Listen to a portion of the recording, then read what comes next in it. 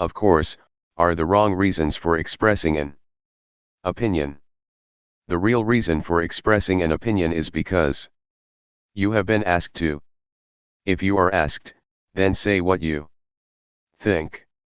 If you ain't been asked, then shut up. Your opinion should almost have to be dragged from you.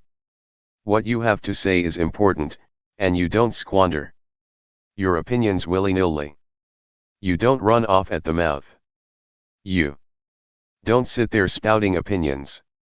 You do have an opinion ready for when you are asked. Learn to express that opinion clearly and precisely and accurately. Always make it sound as if your opinion isn't just an opinion but the actual solution that will be implemented. The way to make your opinion seem less like an opinion and more like an accepted fact is to express it as a fact.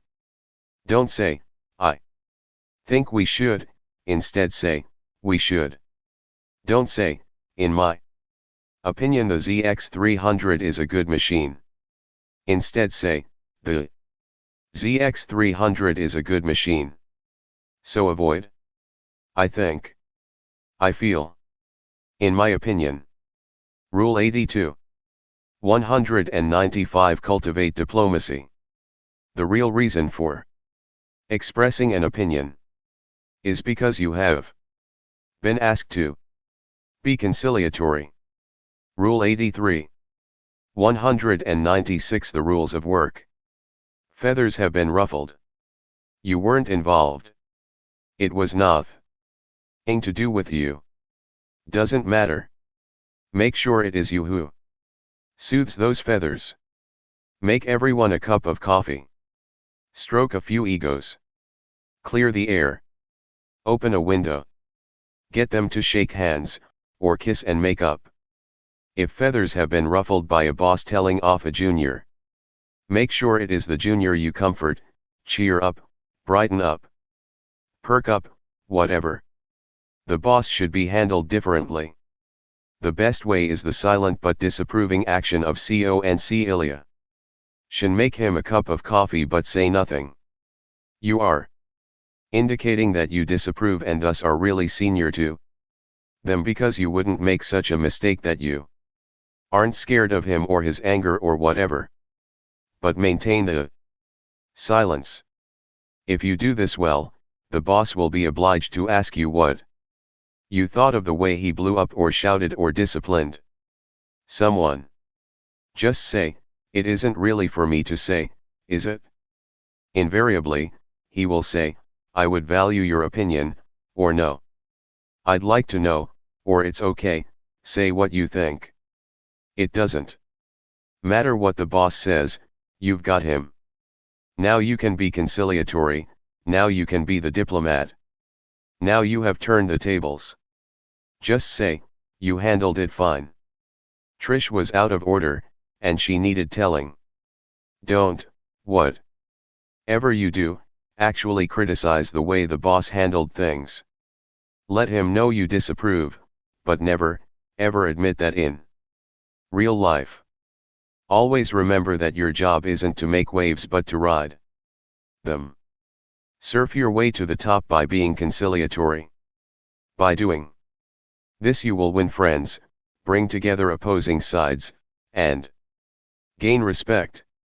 Being conciliatory is a bit like breaking up fights between kids. You don't want to know who started it, no, you really don't, or what it is about. You don't want the details of who pinched who or who bit who. All you want is peace restored. And for them to shake hands and start over again being friends.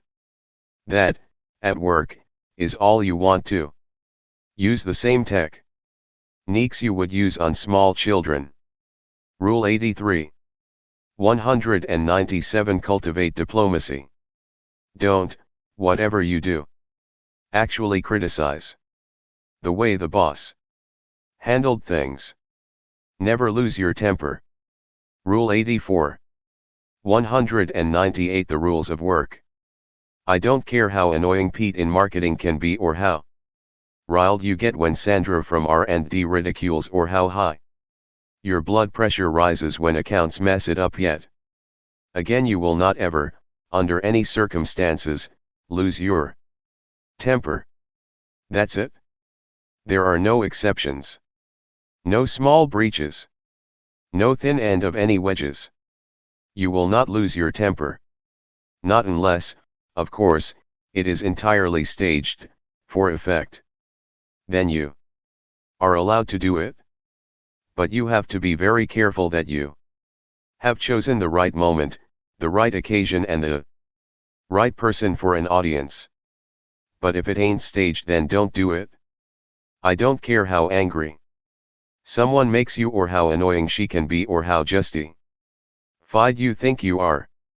Loss of temper means loss of control. And the one thing a rules player has is control. So how do you sit on your hands? How do you learn how to be calm and well behaved? Easy. Raise your eyes to the heavens. No, seriously. You only lose your temper if you are involved, if you care, if you are part of the problem. If you shift your focus to higher issues, the old good of the calm painting again, it becomes easier to see whatever it is that is annoying you in a new light. Another method is to simply leave the office or meeting or whatever. Just say, I find this situation intolerable. And then leave. It creates quite a shock and usually does the trick. Or try counting to 10 while you sit on your hands. Not losing your temper doesn't mean not expressing emotion.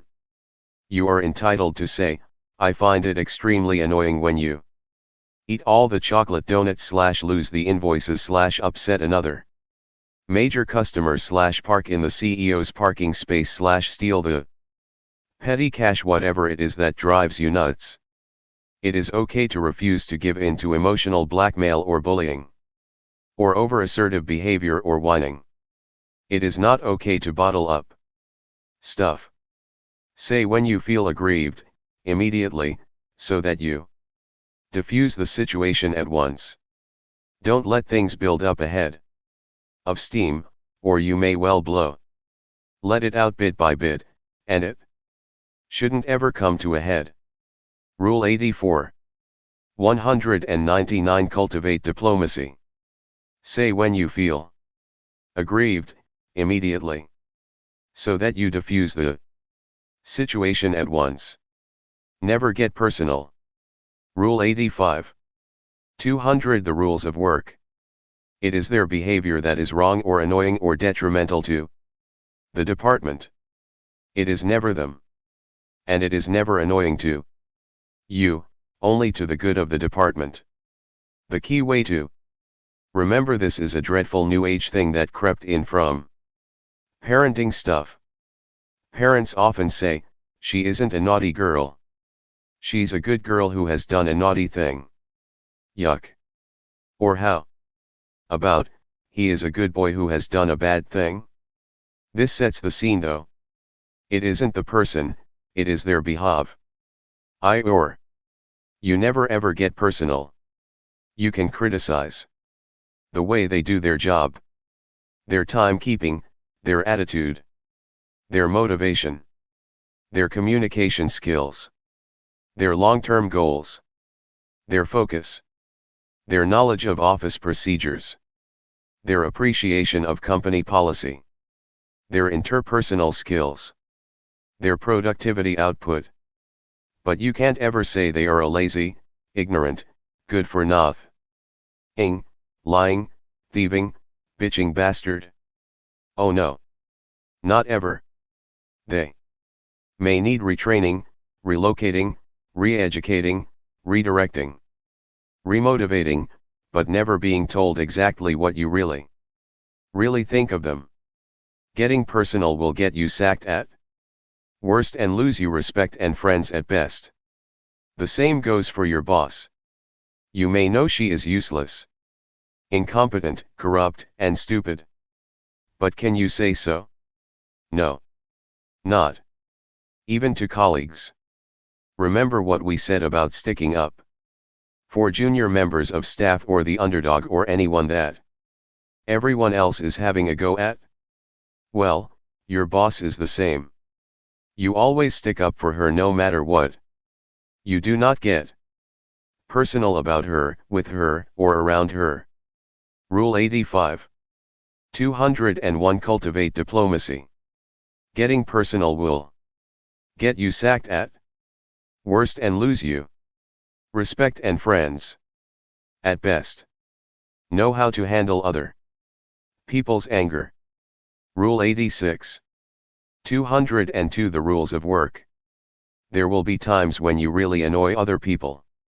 In fact, being a rules player may get right up their noses even if they haven't a clue what it is you are doing. No one likes a smart ass, and you might be seen as one if you cut loose from the herd and start looking good and looking cool. They may have a go. They may like to have a pop at you. How do you diffuse their anger? First, you have to understand that there are two types of anger. Justified anger. Tactical anger. Justified anger is exactly that, justified. You just ran over a guy's foot in your car because you weren't looking. He is quite justifiably pissed off. What do? You get out of the car and apologize. Say, and mean, that you are sorry. Don't deny it was your fault. Don't tell him it is nothing and he is making a bit of a fuss and you once had your entire leg ripped off and never even noticed. Don't try and explain why you weren't looking where you were going.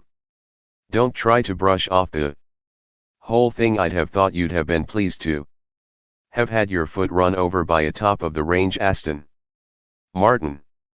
And for God's sake, don't laugh. Justifiable anger needs a result. If you have done something wrong, listen to the guy, he is angry. You have made him so. Listen to what you have done wrong. And then apologize and find some way to put things right. Show the person that you sympathize. You may not be able to give him what he wants, but you can still let him know that you appreciate his feelings.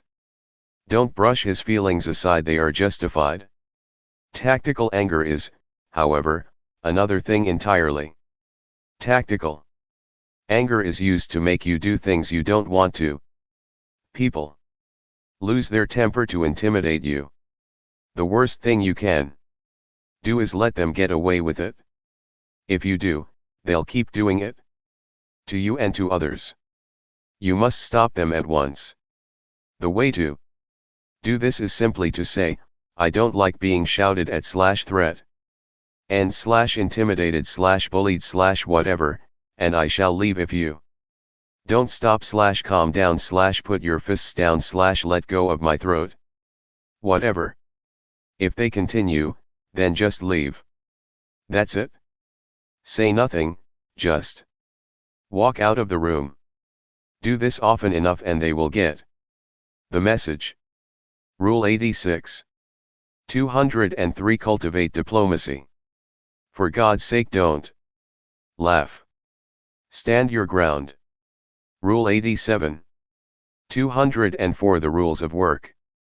No one is allowed to bully you, threaten you, shout at you, hit you, intimidate you, frighten you, tease you, victimize you, or torment you in any way. You are an employee.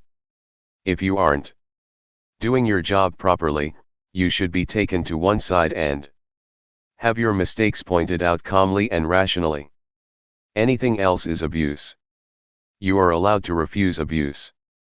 You are allowed, calmly and rationally, to tell someone to stop at once, or you are entitled to use the full weight of the law to get someone to stop. You have to know when to stand your ground.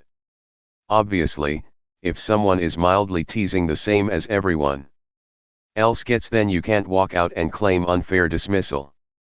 If your boss snaps at you occasionally the same as they do to all employees, you can't demand the Court of Human Rights has them strung up, even if they are out of order. If a colleague Says she'll give you a slap if you take her hole puncher again. You can't really expect the Supreme Court to take up your case. We are talking real abuse here, not the sort of rough and tumble you'd expect in the tumult of a busy working life. Standing your ground is about having standards, drawing a line in the sand, and saying, I will put up with this, but not this, or I will allow them to do this to me, but not this. One approach is to ask the person open questions. This avoids trying to be underhand and playing the same game she is, and if you do it in front of other people, it can put the person on the spot and make her feel very uncomfortable, and she'll learn to think twice about putting you in that situation again. So, at a meeting you can ask politely, why did you not tell me about this at last week's meeting? It would clearly have been useful information for me to have. Then keep quiet so the onus is on her to justify herself. Or say, I feel put down when you make rude remarks. Why do you do it? That should put a stop to their nasty ways. Standing your ground is about having standards, drawing a line in the sand, and saying, I will put up with this, but not this. Standing your ground is about being assertive. Being assertive is about stating your bottom line, I don't appreciate being locked in dark cupboards and I shall have to report this in C. Dent to my union representative / boss / the police / the health and safety committee / my mother. If bullied, stick to the stuck record, I don't appreciate being treated like this. I don't appreciate being treated like this. I don't appreciate being treated like this. Don't lose your temper, or the bully may feel they have won. Walk away. Rule 87. 205 Cultivate diplomacy. Standing your ground is about being assertive. Be objective about the situation. Rule 88. 206 The rules of work. If you are feeling abused and tormented at work, you have various choices. Walk. Report it. Flare up and be angry. Say nothing. Handle it assertively. How you choose to handle difficult situations is entirely up to you. However, before you react, think of the long-term plan. How will a claim for unfair dismissal or constructive dismissal look on your resume over a career history? I'm not saying you should put up with abuse of any sort just to get on. No. I am not saying that at all. I am saying be objective about the situation. I was once ridiculed by a particular boss, and badly ridiculed.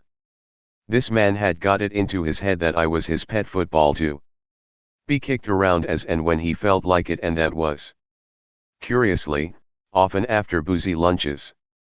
I was quite junior and had few choices: walk away from the job or go over his head and report him. But his boss was also his best friend. If I reported him, I would have been out on my ear pretty quick. I needed the job and didn't want to walk away. I had to be quite devious, but I basically got him to treat me badly, ridiculing, abusive language, that sort of thing, when one of our major customers was listening. My boss didn't know this, and the customer was furious. He sorted my boss out in no uncertain terms. Said he ought to be ashamed of himself treating a junior like that. Tore him off a good strip indeed, and then told me to tell him if this ever happened again, and that if it did he would take his business elsewhere. His business was about 70% of our entire turnover. My boss had to apologize to me in front of the customer. And I wasn't treated badly again. I felt I was objective. I then waited, and sure enough he acted up again with someone else, and was eventually sacked. I waved him goodbye with a cheery grin and a wink. Rule 88. 207 Cultivate diplomacy. Before you react, think of the long-term plan. This page intentionally left blank. Part 9. Know the system and milk it. This page intentionally left blank. If you are going to move on up, you had better know the ropes. These rules teach you how to understand the system and how to milk it for all you're worth. They will have you outmanaging the management because you'll know the system better than they do. 211 Know the system and milk it. Rule 89. 212 The rules of work. There are a whole heap of unwritten rules in any workplace. These might be as simple as who is allowed to use which elevator / break room / restroom / corridor / outside smoking area. Or as complex as who holds the keys to the petty cash / photo copier / stationery cupboard / vacation schedule. I have often known the strangest people doing duties that no one has ever given them. I once worked in an office where a Swiss translator was in charge of the vacation schedule. Why, for heaven's sake, you had to get your vacation approved by her, logged by her, and permitted by her. But why her? Whenever I asked, I was told it was historical that the translators did the vacations. It was bizarre, stupid, really off the wall. My supervisor should have done them, but I guess he was quite pleased that the translators had taken this burden off his shoulders. Weird. If you have been in your job for a while, you should have learned all these rules by now. If new, then these things are waiting to be found out. Okay, so you know these rules. What use are they to you? Easy. It's a bit like the unions used to be. Working to an obscure rule book that the management never really understood or knew. You will be able to outmaneuver anyone by knowing these unwritten rules. I went to work in an office where the most junior had to take the most senior boss his coffee in the mornings, and the unwritten rule was that this junior would wait while he drank the coffee. The junior didn't have to, it was just expected of him. I was that junior.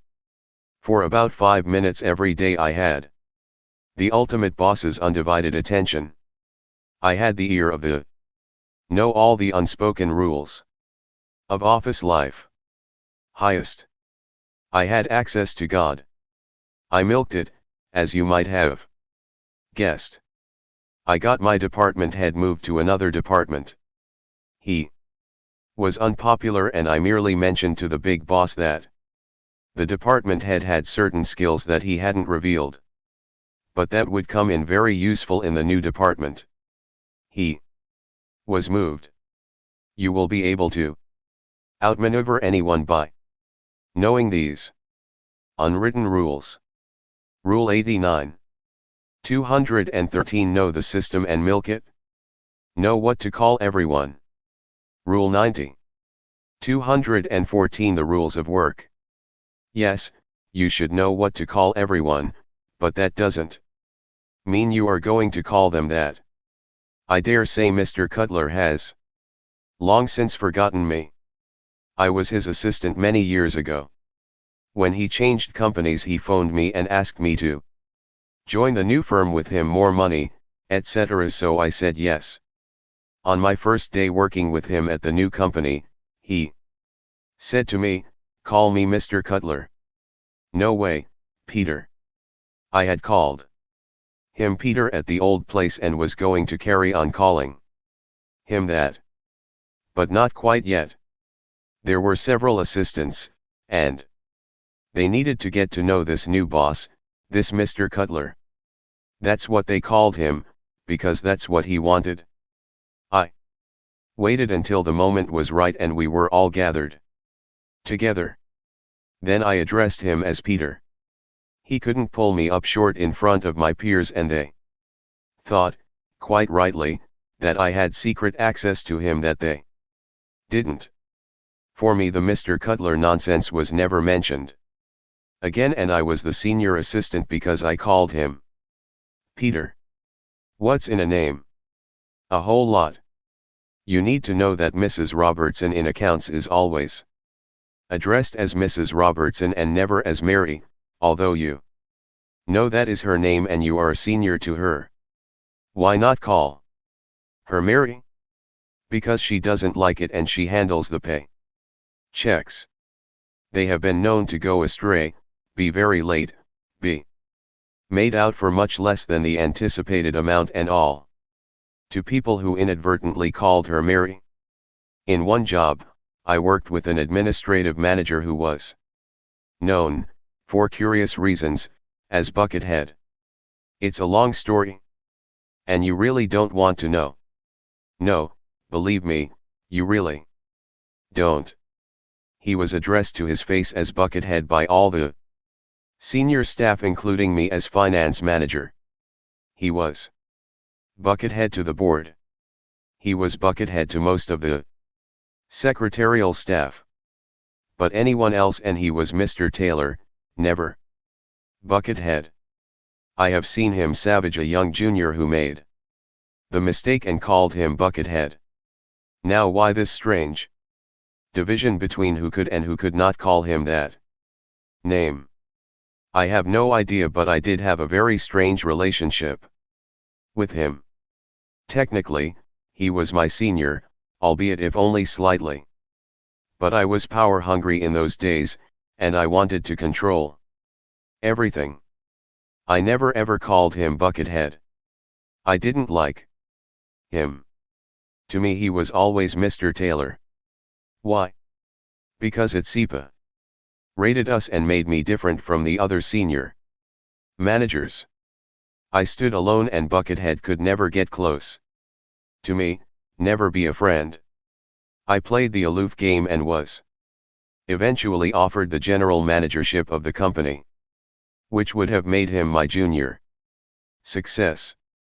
Yes, but it felt a hollow victory. I wasn't playing the rules as effectively then as now, and I left for new challenges, new horizons. Rule 90. 215. Know the system and milk it? Call me Mr. Cutler. No way, Peter. Know when to stay late and when to go early. Rule 91. 216. The rules of work. There is an unwritten rule that if you want to move up, you have to stay late because everyone else stays late. Clones stay late. Drones stay late. Worker ants stay late. Rules players go home when they want to, and that is invariably earlier than anyone else. It's the same with arriving in the office in the morning. Who says you have to arrive early? No one. It is one of those unwritten rules we need to know, so we can adapt it to our own ends. The object of the exercise is to be thought to be working as hard as everyone else. The game is to get away with being thought of as a conformist, a drone, when in fact you don't have to, because you are so much better than that. You get your work done in record time so you don't have to stay late. If you ever watch motivational speakers, they always put their hand up when they ask you and the rest of the audience a question. This sets the lead, and you automatically put your hand up because there is already one hand up in the room. Silly, isn't it? But it only takes one of you to leave at a reasonable time for everyone else to follow suit.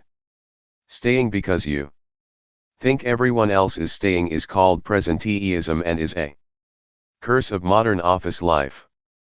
We all think that everyone else is watching us, as we are watching them, to see who will be the first to break, to leave, to incur the boss's wrath. It is, however, a myth. The first to leave isn't going to be missing anything. That person will be liberating the rest of us. Leave now and set us free, please. The fear of missing something is very real. But if we are leading exciting and interesting lives, we know that we are the center of the universe and that the others who stay behind are the ones who are in reality missing out, missing something. Missing in action. People think that leaving early or at the right time actually. The time we are contracted to leave will draw undue attention to us, make us seem to be shirkers. But if we leave confidently and honestly, this doesn't happen. We only get viewed badly for leaving before others if we slink out, leave by the back door, creep away into the night with our tail between our legs. So wave boldly and tell them, last one to leave. Turns out the lights. Whether it is fair to point out that if they were any good at their jobs they too, like you, would have finished their work on time is debatable. You are allowed to think it though. Rule 91. 217 Know the system and milk it. The fear of missing something is very real. Know the theft or perks rule. Rule 92. 218 The rules of work. So what can you take home? Pens. Paper clips. Staplers. When is it a perk and when is it theft? You should know this, as it can come in useful if you want to have a hold over someone who thinks nothing of taking home everything that ain't actually screwed down. Watch what they take, and make a mental note of it. This might come in useful. You, of course, will take nothing. I have known an entire department cleared out because a new manager suddenly got it into his head that they were all committing grand larceny because they took home copies of all the software used by the computers. At home they all had the latest Windows, Word, and Outlook Express, but a lot of good it did them when they had to sign on. Was it theft? It doesn't matter. It got them the sack. If one of them had been known not to do this, they would have survived. If one of them had known the new manager's views on perks, they might have survived. Before you start filling your pockets, make sure it is worth it. Are those pens really that attractive? Will you be able to sell enough cheap pens to feed your family for however long it takes you to find a new job? We've looked at the unwritten rules of office life. One of these might be that you do take home perks. And if you choose not to, make sure you don't get labeled as a teacher's pet or goody or anything else that could get you ostracized. Be part of the herd even if you steal nothing. Let your boss know you don't, but make the staff think you are the same as they are. And watch out for the free phone calls and the internet connection. These might not qualify as take-home perks, but it is still theft to make free phone calls when you aren't allowed to. There is a good chance they get monitored, so don't do it. Fiddling expenses can be part of the office culture. If you don't do it, it can blow the whistle on the others who do. So what do? You have to be honest and above board, but you can't rat on your colleagues. Ask the audience. Phone a friend. Doing it might seem the lesser of two evils, but you are a rules player now and can't condone such activity. Better to say in advance to your colleagues that they can do what they like or want, but you won't be a party to such irregularities.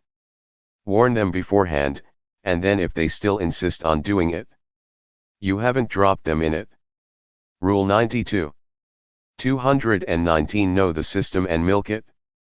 Before you start filling your pockets, make sure it is worth it. Identify the people who count. Rule 93. 220 The rules of work. I once made a bad mistake. Well, I probably made lots, but This one is relevant and sticks in my mind. I worked for a company and we had a maintenance man. At the end of each day, we wrote in the maintenance book anything that needed doing, such as changing light bulbs, and plunging toilets, and Harry would do it. Mending broken chairs, that sort of thing. We had 2 offices, and I used to get quite cross that Harry seemed to spend more time down at the other branch than at our place. Harry was never anywhere to be found. My notes in the maintenance book grew terse and sharper, but it didn't seem to do any good. I would have rollicked Harry in person if ever I'd have been able to find him. He came in after we had gone home and did the maintenance work in the evenings. The other office was getting all their repairs done. And we were getting nothing done. It was intolerable, and I resolved one evening to wait for Harry.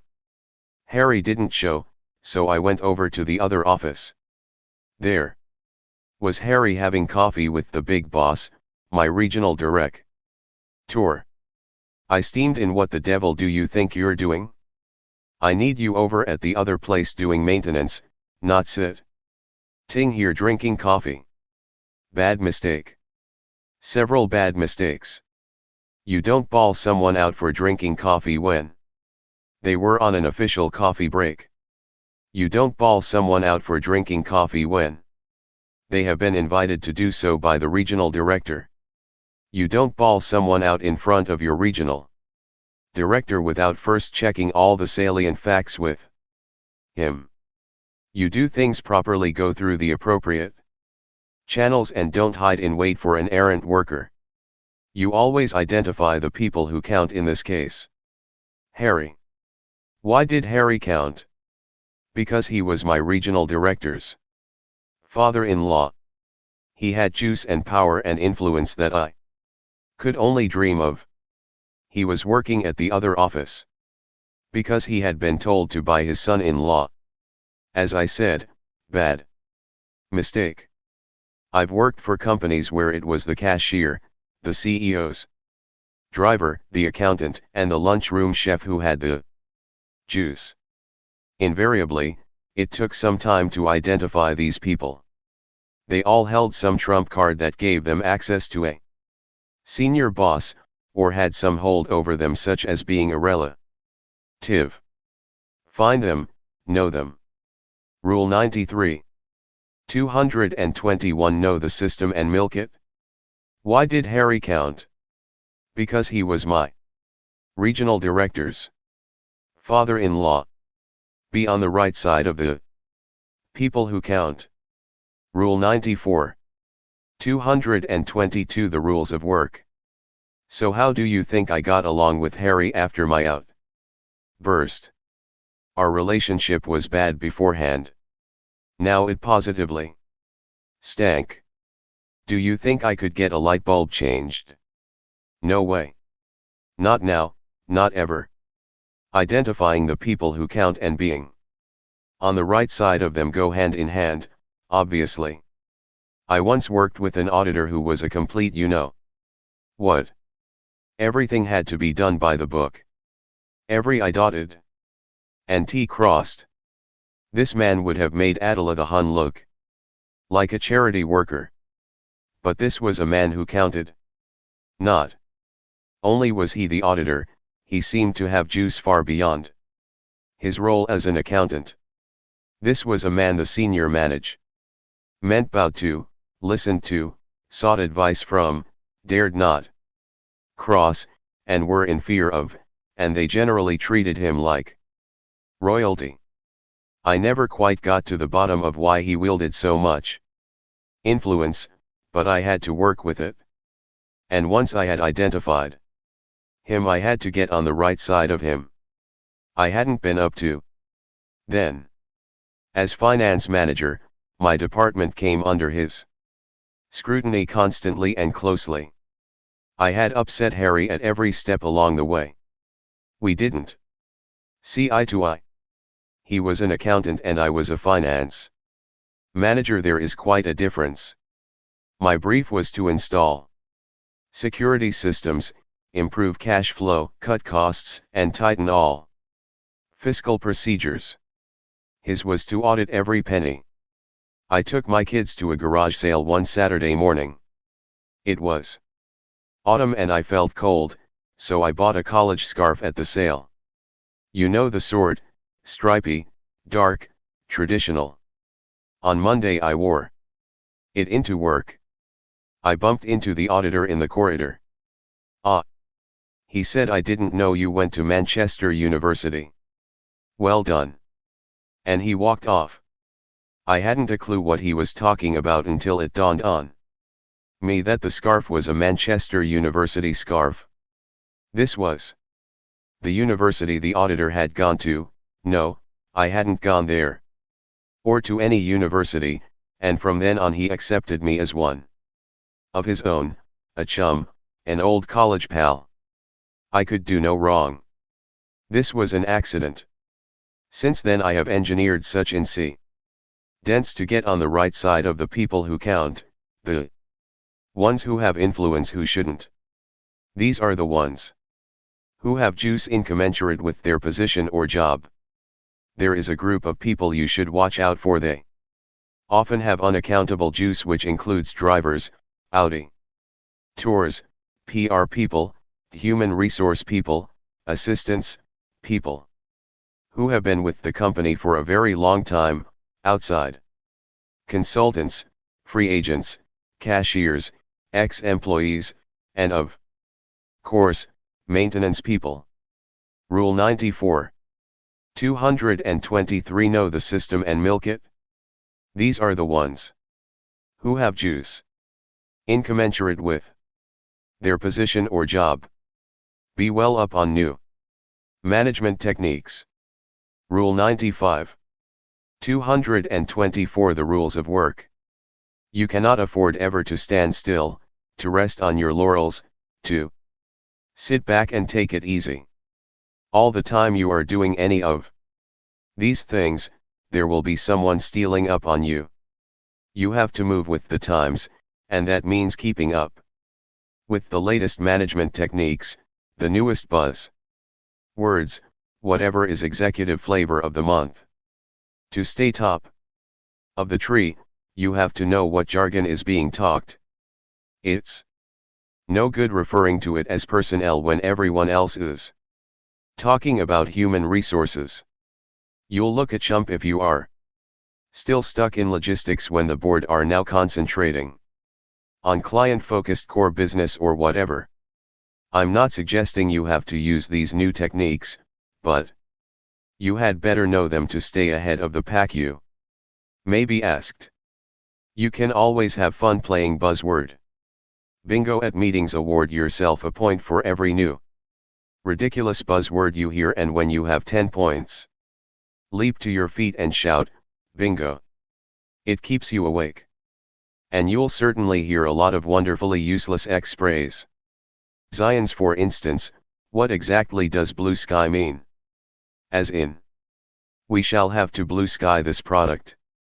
It might mean anything goes, be creative, and set no boundaries. It might also mean, we're a bunch of jargonists who want to sound cool and with it but who actually sound rather silly. If you use buzzwords, try not to sound silly. You should, of course, know what they all mean. You should also know what all the latest management discussions are and how they might affect you. Try not to sound out of date when you talk of management techniques. For instance, it was called logistics in my day, but now it is supply chain management, and by the time you are reading this it will be something else, I expect. You should know what the advantages and disadvantages of any of these buzzwords are, just in case they crop up and you want to look good. There ought to be a sort of bluffer's guide to management speak, but I don't think there is. You will have to incorporate it into your game plan and see the big picture. Because at the end of the day there will be a new ballpark and the best practice of your core business will be a sort of knock-on effect that will play you out of the loop if you don't take your knowledge offline and start thinking outside the box. That kind of thinking might just get you in with the movers and shakers without having to move your goalposts, or go the extra mile while playing hardball and being a show stopper. So push the envelope, and the bottom line is total quality. Rule 95. 225 Know the system and milk it. Try not to sound out of date when you talk of management techniques. Know the undercurrents and hidden agendas. Rule 96. 226 The rules of work. When your boss says he wants to improve customer relations, and you should all go on a course to learn how to smile, don't be fooled. It's nothing to do with smiling at customers. Your boss is coming up for appraisal time and needs to look good. Needs to appear as if there is some drive, initiative, and motivation. So you'll all troop off and do the course and try to take it all in. And practice your smile. What for? Your boss couldn't give two monkeys whether you smile at the customers or not. All he wants is to shine at his appraisal. This sort of thing goes on a lot more at work than most people like to think. Once, I volunteered to attend college every Monday to do a course in payroll and double entry book keeping. My boss thought I was keen, self-motivated, and very enthusiastic. Nonsense. I wanted to get out of the office every Monday because that was the day we had to do all the filing. And I hated it. Going to college seemed a good cop-out. Question the motives of everyone and everything. This doesn't mean you have to become paranoid. No one is out to get you. All you need to do is watch out for the hidden agenda. It might not affect you in any way, but it will be fun to spot what is really going on. I once worked for a boss who always liked to be the last to leave. I thought him conscientious and industrious. It was only when he had been arrested for fraud that I realized that staying after everyone else had gone was his opportunity to fiddle the books. And there was little old me admiring his keen spirit.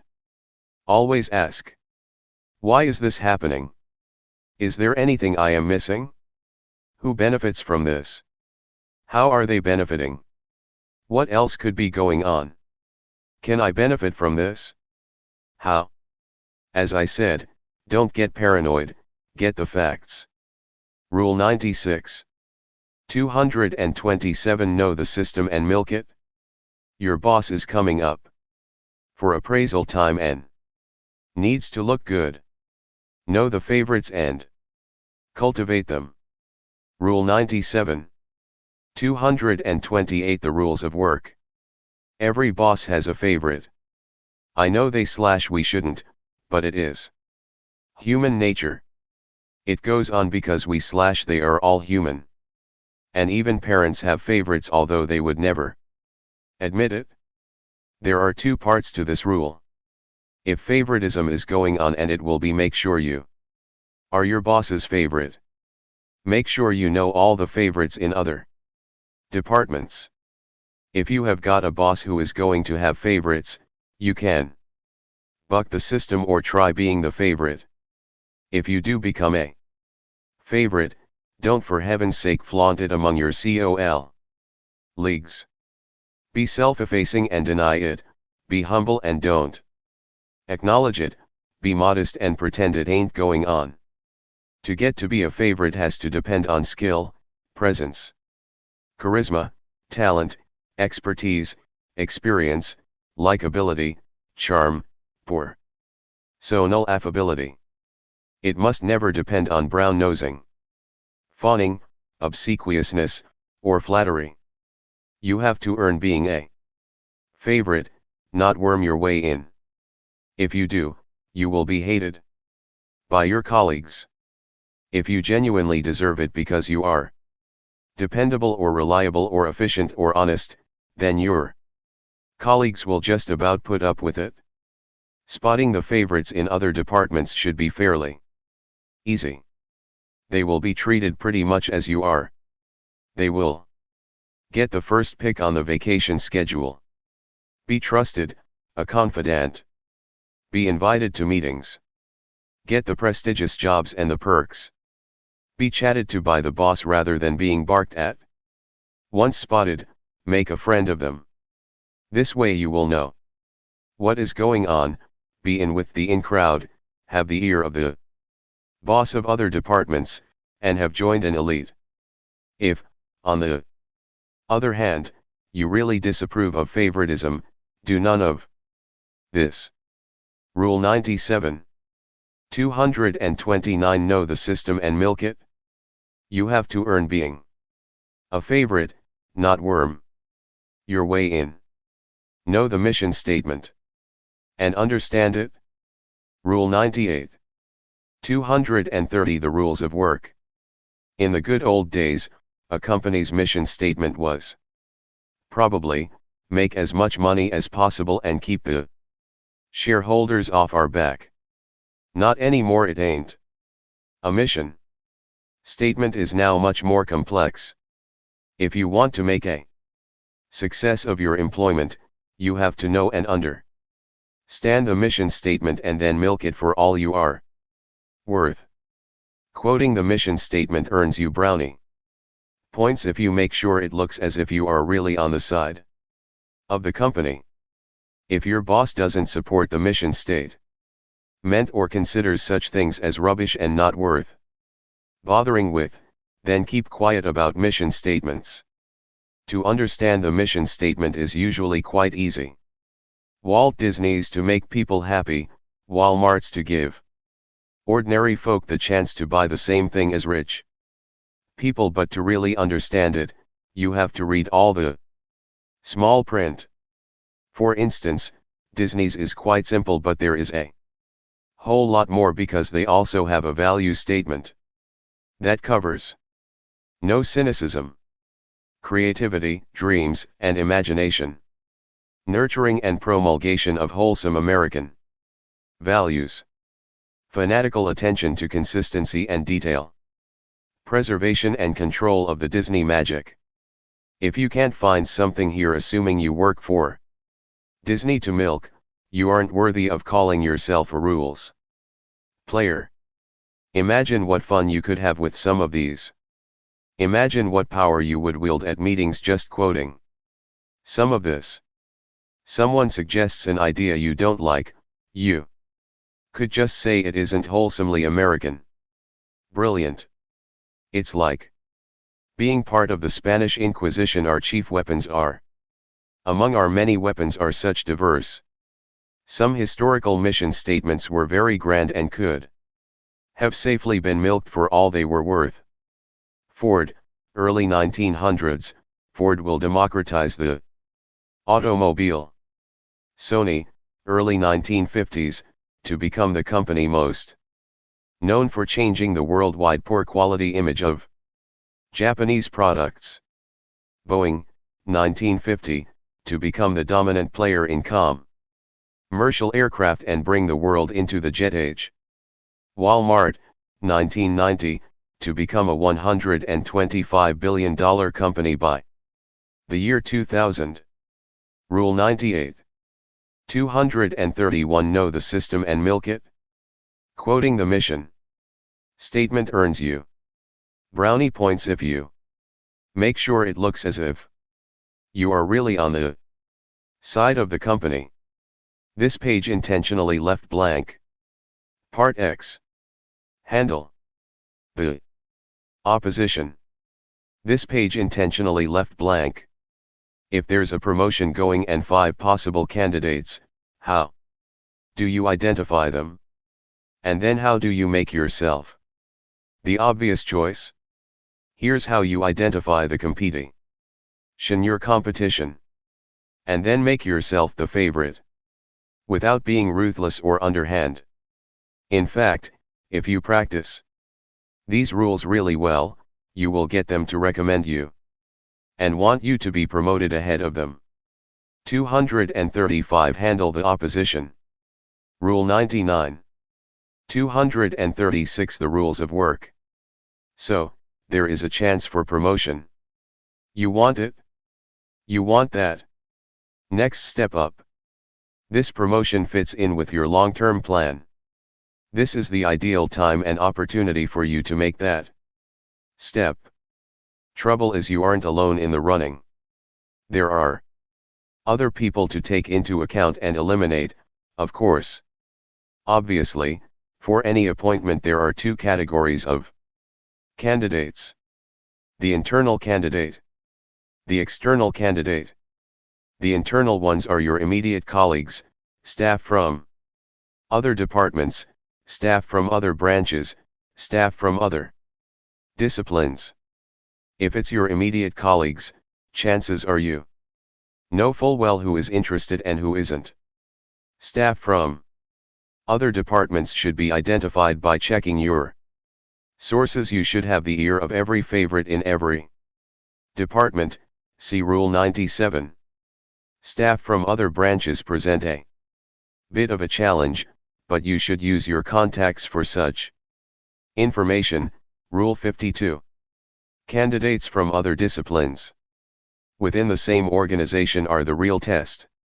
Often you won't know about them until they suddenly appear at the interview stage. When I worked for American Express way back in the early 1970s, I was in line for a promotion to department supervisor. I had eliminated all the potential competition from among my own colleagues, checked out the opposition from other departments and branches. There wasn't any, and felt secure and relaxed when, hey presto, a new candidate appeared from a completely separate but parallel discipline.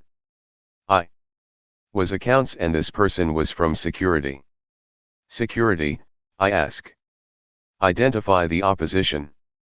You, what did this person know about accounts supervision? The senior management obviously thought he knew a great deal because he got the job. I hadn't had the chance to disable him. I was taken unawares. Never again. Candidates from outside the company are very tricky. You have no idea who will apply. But you can see the advert before it goes to press and have a pretty good idea of what is being asked for.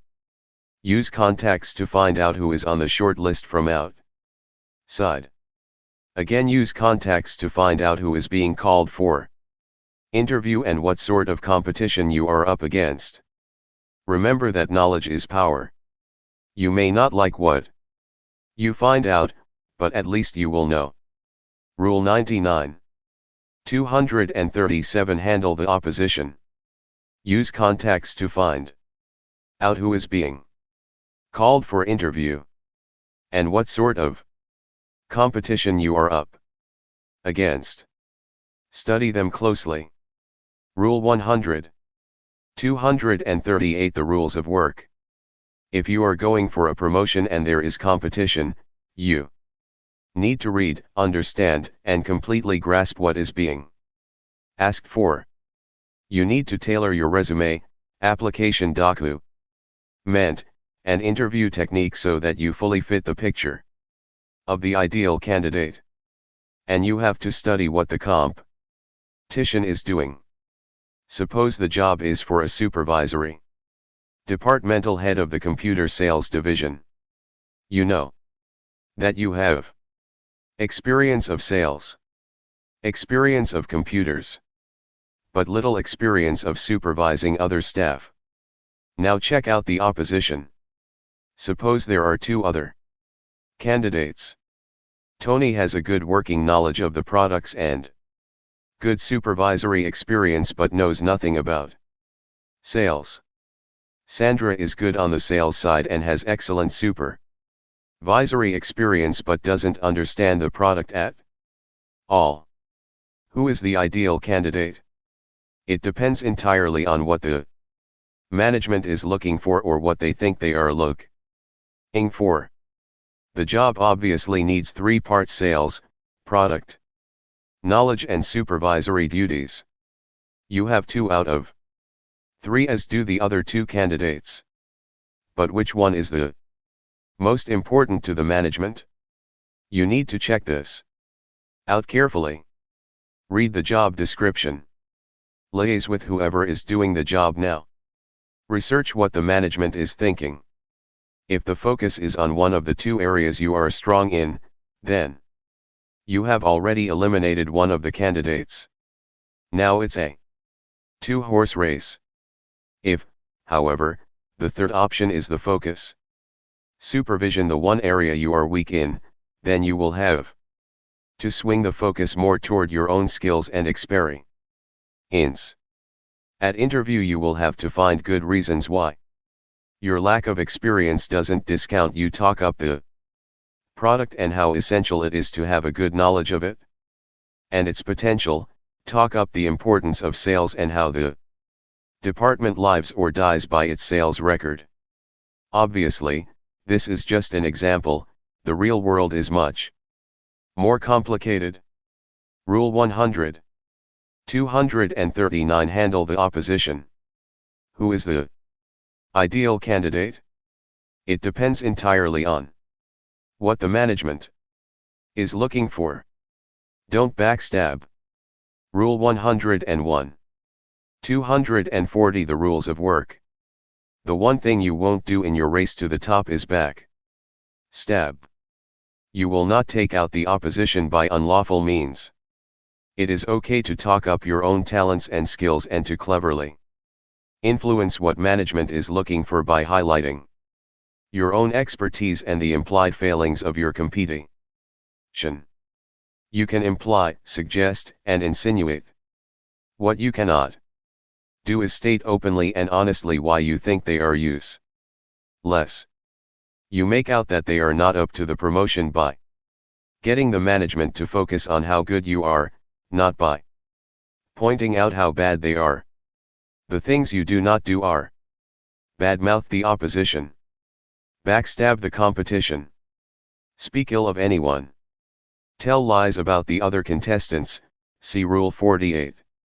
Reveal secret information about the competition that you have found out that could affect their chances. Steal information, peek, pry, or spy. These are what you must not do. But what can you do then? Well, you can use any contacts you have to find out the caliber of the competition. Enhance your own attributes creatively based on what the management is looking for. Talk up your own good points, highlighting special skills and expertise you have that they are lacking. You don't say they haven't got what it takes, you make sure the management knows that you do. Sell management something they may not have even known they wanted, which the opposition hasn't got. Rule 101. 241. Handle the opposition. The one thing you won't do in your race to the top is backstab. Know the psychology of promotion. Rule 102. 242. The rules of work. Suppose a vacancy has arisen internally. You quite fancy the job, it fits in with your game plan, and you could do with the extra money. You have the expertise, the experience, and the qualifications. You think you will apply for the post. All well and good. But what is being decided here? And what are the criteria being used? You think job X is vacant, therefore, person Y will fill the post. Just so long as she has the right attributes. But what are the right attributes? Oh, I know, you'll say. Experience, qualifications, expertise. Just like you've got, and that's why you are a perfect candidate. Not quite true, I'm afraid. There is usually a whole lot more going on than you know. For instance, the post may be being advertised because Head office says it has to be, but your management has no intention of filling it. Your manager has already unofficially filled it. It's been offered to someone already in secret. The job is being downsized. It will go to someone who will be made redundant in 6 months' time. The whole exercise is a waste of time. The person already doing the job has resigned, but he is going to withdraw. That at the last minute he's just holding out for more money at the moment. It's an exercise in getting rid of someone. They'll offer it to someone completely unsuitable, so they have grounds to sack the person, which they can't do in their current position. The job is being created so the manager can give it to their favorite /lover /friend /relative /blackmailer. I don't want to make you paranoid, but there are a million and one reasons why you may not get the job despite being, on paper, the best person for it. There may also be a million reasons why you shouldn't apply. You have to know all this. Study the psychology of whatever is being offered. It may not be quite what it seems. Rule 102. 243. Handle the opposition. Study the psychology of whatever is being offered. It may not be quite what it seems. Don't give too much away. Rule 103. 244. The rules of work. It is probably advisable not to tell anyone that you intend on applying for a new position within the company. Intend on applying for a new job outside of the company. Are thinking of leaving anyway. Are thinking of asking for a pay rise. Are thinking of changing your working schedules. Are a rules player. Don't blab to anyone of anything you are doing. It might be seen as bragging. A rules player never brags about anything. We are quiet humility itself, or it might give rise to gossip. And we know the rule about that, don't we? And the truth is that even if you only tell one person, things leak out. She tells her closest friend and he tells his. And so on it goes until you are being hauled before the boss and interrogated as to why you are leaving next Monday when all you had done was say you were thinking about it to Susan in the break room. If you do reveal stuff about yourself, you are open to rumor, gossip, and an opportunity for others to possibly use it against you. Giving the opposition an unfair advantage. Giving the management information they shouldn't be privy to at this stage. Don't even allow yourself the privilege of thinking out loud. Keep your own counsel, and you won't go far wrong. What you intend doing is entirely up to you. If you need information and anyone asks you why you need it, invent something entirely bogus. No, this is not lying, it is throwing someone off the scent. Don't lie, but you can be circumspect, devious, inventive, creative, eccentric, and you are allowed to set up a decoy. If someone asks you directly if you are thinking about applying for a particular position, you can always brush it off. Oh, always thinking about applying. Does this mean yes or no? Remember, don't lie and say no when it is plainly untrue, and will be seen to be such when you do apply. Rule 103. 245. Handle the opposition. Keep your own counsel, and you won't go far wrong. Keep your ear to the ground. Rule 104. 246. The rules of work. If you don't know what is going on, how can you make informed decisions or coordinate your career plan? It might be as simple as someone applying for a position you had in mind. If that person is more experienced, better qualified, and has more expertise and skill in that area, then you might be sensibly holding back. If you don't, you will probably fail, and a rules player is always successful. Now you don't want gossip, You want hard facts. You want to know what is going on without having to listen to gossip and idle chit-chat. Therefore, it makes sense to use your contacts for information from other departments. Pay attention at meetings. It is often surprising how much information you can pick up by reading between the lines. Watch and listen for the hidden agendas. What people are saying might mask what is really going on. Cultivate the office favorite/s and you'll find that they invariably know stuff mere mortals aren't privy to. You'll just have to get them to spill the beans. Keep abreast of things like the trade press as you may pick up bits of information that have been leaked to the press before the rank and file have been told that new merger, the takeover, the acquisition of a rival company. All these can be useful snippets of information that can put you one step ahead of colleagues and competitors. A lot of people don't get anywhere with their job because they spend far too much time doing their job. You need to get your head up from time to time and look around you. You might find the herd has moved on while you were busy feeding and now you are alone and forgotten. Rule 104. 247 Handle the opposition. You need to get your head up from time to time and look around you. Make the opposition seem irreplaceable. Rule 105. 248 The rules of work. We have looked at why you can't indulge in any back stabbing. Rule 101. Don't backstab, and you know you can't say anything bad about anyone, but all the same, one of the competition is getting in a bit too close with the boss and it looks like that promotion might just go their way. What do? You make them seem irreplaceable, of course.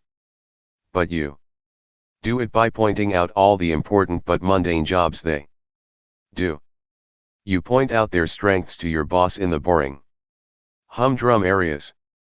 God, I don't know what we'd do without Rachel to do the filing. She must be a Virgo, she's so good at that sort of stuff. But you are only going to point out things that your rival is genuinely good at. We are not going to lie.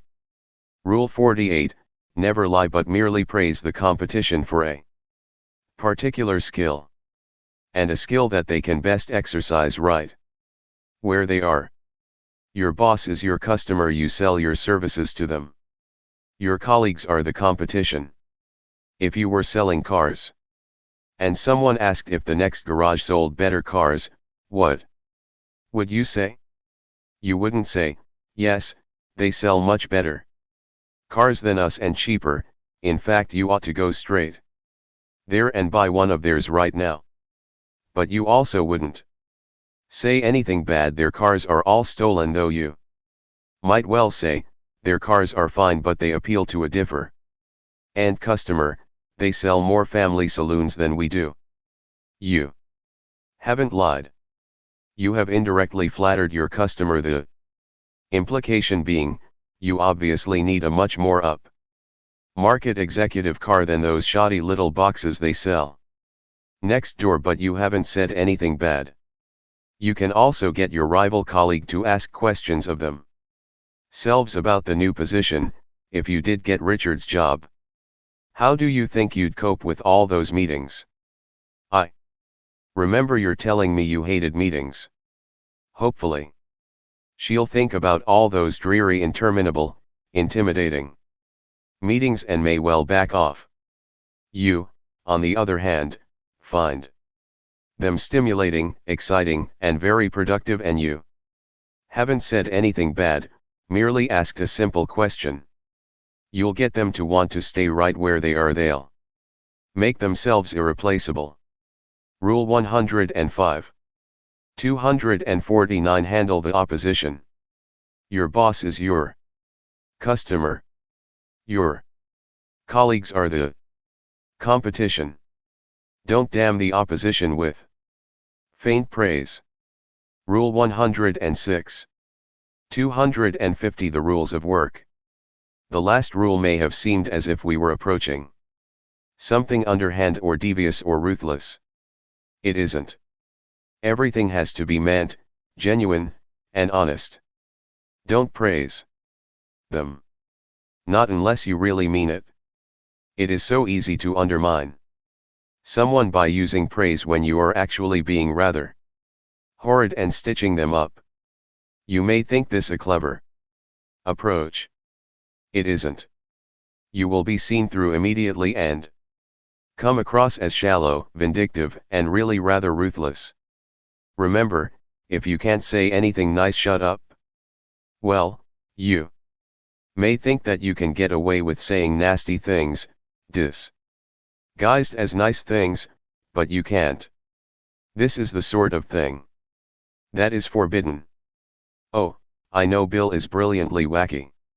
He is such an independent thinker. He really does operate outside of the box, he's so original and off the wall.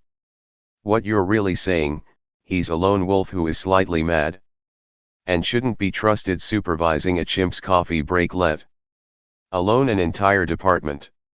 Bill is such a determined worker.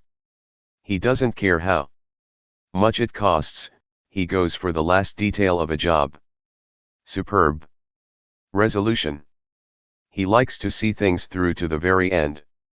No matter what. I admire his ability to just see not just the dollar signs on a project but the application. What you're really saying, he should never be trusted with his own money, let alone someone else's. Bill really is one of the guys. He really knows how to let his hair down and have fun. I admire his ability to hold his liquor. If there's a wacky stunt going on, Bill is always in the thick of it. He is such a free spirit and so youth-orientated. What you're really saying, he's a drunk, a bit wild, not to be trusted looking after staff and he has the mental age of a teenager. We can't keep Bill in the office. He's such a live wire. I don't think our little cage is big enough for someone with that much energy. I envy him. I sit here doing the paper work while he's off, out there talking to customers and liaising and being brilliant at sales. What you're really saying, Bill is crap at paperwork. Don't get into this trap. Your seniors will see through it, and if they are decent people they aren't going to like it. Rule 106. 251 Handle the opposition. Well, you may think that you can get away with saying nasty things, disguised as nice things, but you can't capitalize on the career-enhancing moments. Rule 107. 252 The rules of work. Every now and then there is a break from the routine, the humdrum, the everyday. These moments of intense activity or public limelight are your moments to enhance your career. They can be the initial selection interview, your first day, running a presentation, running an exhibition, chairing an important meeting, being put in charge of staff training, handling a crisis, negotiating with the unions, attending a health and safety committee meeting, being a first aider, organizing the staff function, being responsible for the visit of a dignitary, celebrity, or royalty, editing the newsletter, dealing with the media, supervising the office relocation. A lot of people, when first presented with such an option, will be filled with dismay and horror. Oh, no, they cry, not run. Ning the exhibition stand at the NEC this year. Why me? Oh, Lord, why me? You, on the other hand, know this rule. This is a career enhancing moment and you had better take the opportunity to shine. There are no bad jobs, only bad attitudes to jobs. Always look for ways of making such jobs better, more interesting, slicker, and quicker, and realize that they are providing you with the means to shine. Rule 107. 253 Handle the opposition.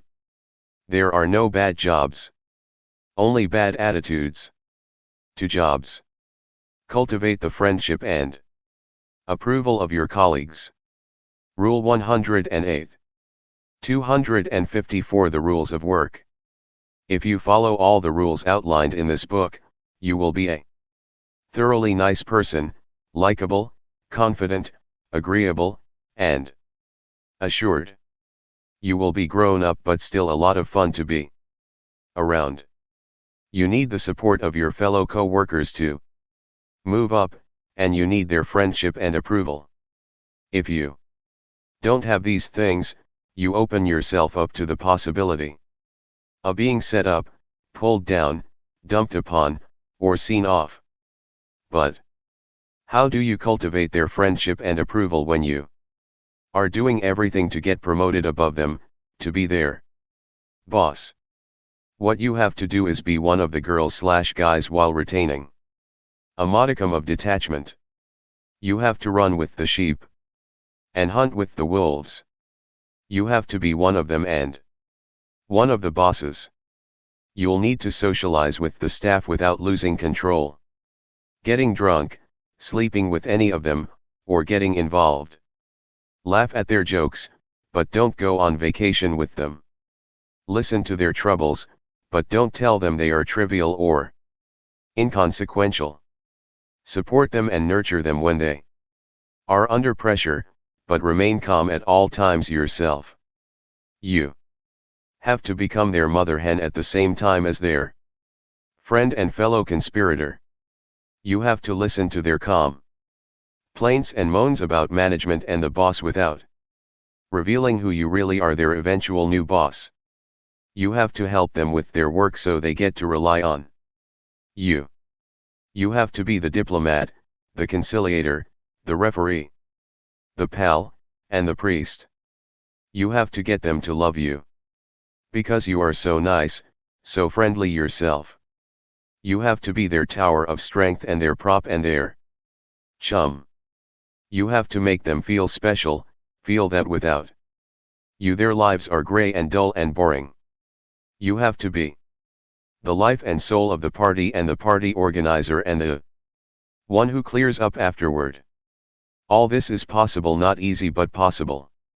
If you get on the right side of your colleagues to such an extent, it will be they who push you forward, they what want you to be their boss.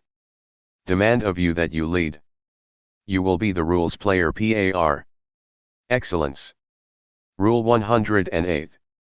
255 Handle the opposition. Laugh at their jokes, but don't go on vacation with them. 256 The rules of work. Know when to break the rules.